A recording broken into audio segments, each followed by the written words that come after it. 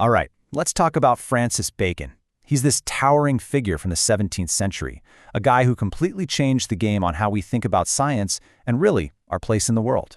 And it all kicks off with one very famous and, as we'll see, very misunderstood idea. You've definitely heard his most famous line, "Knowledge is power." It's everywhere, right?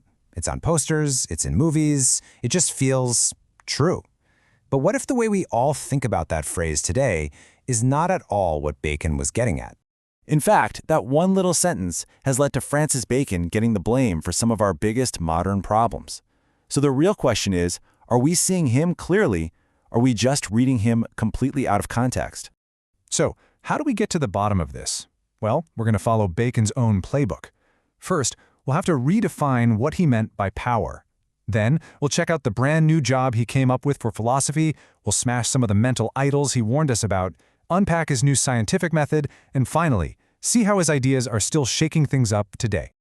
Okay, so let's jump right into that central accusation, this idea that Bacon's philosophy is somehow the seed for many of our modern environmental problems. The argument basically goes like this. By saying knowledge is power, Bacon gave science a permission slip to just dominate nature, to exploit it for whatever we want, with no thought about the consequences down the line. But is that really a fair shot? I mean, to figure that out, we can't just stare at the quote by itself. We have to kind of hop in a time machine, go back to the 17th century, and see the world the way Bacon saw it.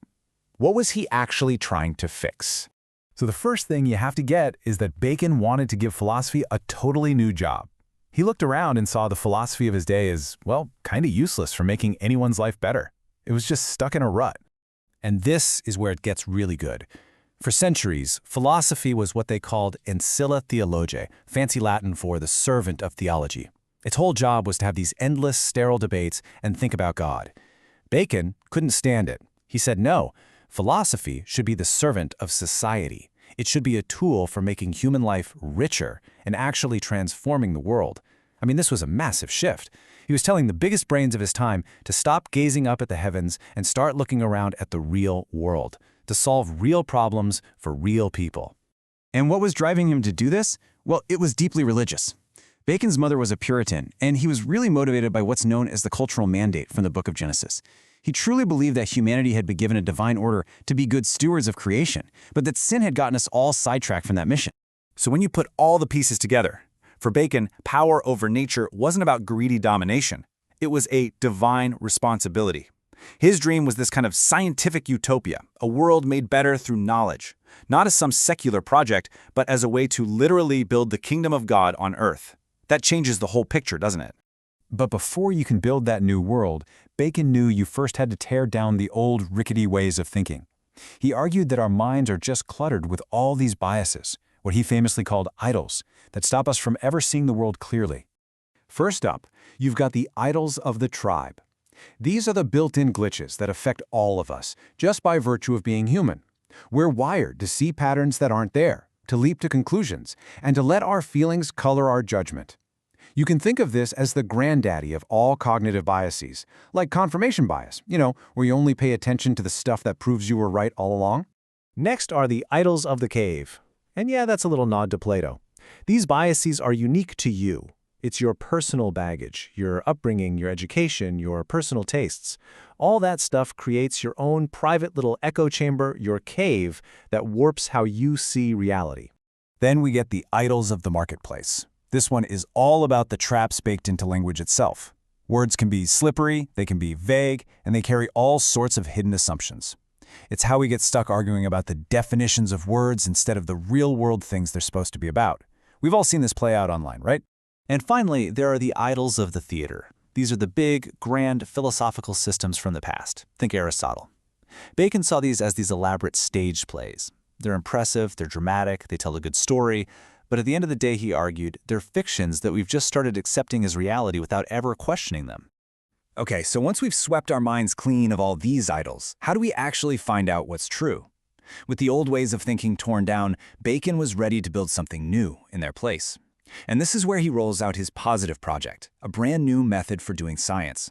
He came up with this really systematic, inductive method. It's actually beautifully simple.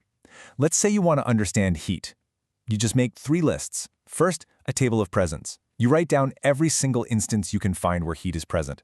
Second, a table of absence. You list similar situations where heat is not found. And third, a table of degrees, where you list all the times you see heat but in different amounts. You see what's happening here? It's like a filter for finding the truth. By comparing these three tables, you systematically weed out all the coincidences and the irrelevant stuff. What you're left with at the very end is the true cause, or what Bacon called the form of the thing you're studying. It's a genius way to let nature speak for itself, instead of letting our biases do all the talking. Now, this radical new way of thinking didn't just stay put in 17th century England. Oh no, its influence spread far and wide, and it ended up shaping the entire course of modern science and philosophy. So just to recap, there are really three huge themes from Bacon that just keep echoing through history. His new inductive method for science, this incredibly powerful idea that science can be objective and free from our baggage, and the core belief that knowledge isn't just for show, it has instrumental value. Its purpose is to do something, to change the world. And you can literally trace this. This isn't just some abstract idea. His philosophy traveled from England to Scotland and got picked up by a movement called Scottish realism. Then, a guy named John Witherspoon packed it in his luggage and brought it across the Atlantic, straight to Princeton. And from there, Bacon's objective empirical worldview became a pillar of American intellectual life, influencing everything from science labs to Sunday sermons for centuries. Which brings us right back to where we started. Was Francis Bacon the bad guy in our environmental story? All the evidence says no. His entire project was built on a foundation of stewardship, guided by a moral and religious framework. The problem wasn't Bacon. It was what happened later, when people took his powerful scientific tools but completely ignored the ethical instruction manual that came with them. And that leaves us with a really critical question, one for our own time. Bacon gave us the engine for modern science, but he assumed we'd be steering it with what he called true religion and right reason. 400 years later, that steering mechanism seems a lot less certain. If knowledge really is power, what's our moral compass today? In a world with unbelievable technology, what ensures that the power we create is used for stewardship and not just for domination?